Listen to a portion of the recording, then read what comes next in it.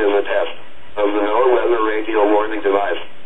During potentially dangerous weather situations, specially built receivers are automatically activated to warn of the impending hazard. Tests of these receivers normally are conducted by the National Weather Service every Wednesday around noon. When there is a threat of or existing severe weather in the area on Wednesday, the test is postponed until the next good weather day.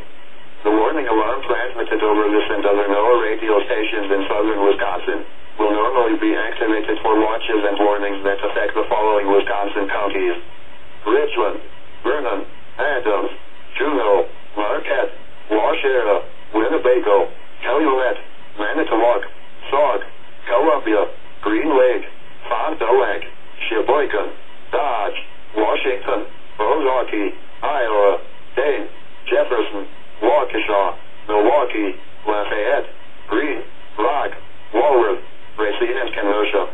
And the following Illinois counties: Stevenson, Boone, Winnebago, McHenry, and Lake, and all adjacent coastal waters of Lake Michigan.